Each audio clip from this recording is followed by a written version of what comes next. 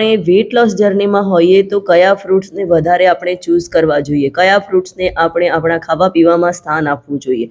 તો એમાં સૌથી પહેલા નંબર 1 છે એપલ, એટલે કે સફરજન. તમે બધા સફરજન વિશે જાણો છો કે રોજ એક સફરજન ખાવાથી આપણે ડૉક્ટરથી દૂર રહીએ છીએ. આ કહેવતથી તમે માહિતગાર છો જ. અને રોજ એક સફરજન આપણે ખાઈએ છીએ તો એની અંદર ભરપૂર માત્રામાં ફાઈબર આવેલું હોય છે અને આપણને લાંબા સમય સુધી ભૂખ લાગવા દેતું નથી. કેલોરી બિલકુલ ઓછી હોય છે અને પોષક તત્વોની ભરમાર એમાં જોવા મળતી હોય છે.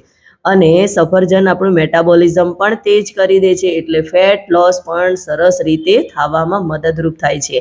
અને આપણે સફરજનને ક્યારે યુઝ કરવું જોઈએ? તો રોજ સવારે નાસ્તાના સ્વરૂપમાં આપણે એક સફરજન ખાઈ શકીએ છીએ, અથવા તો એનું સલાડ બનાવીને પણ આપણે યુઝ કરી શકીએ છીએ, અથવા તો એપલની સ્મૂધી પણ આપણે બનાવીને લઈ શકીએ છીએ વિના સુગરવાળી. અને બીજું ફ્રૂટ જે છે એનું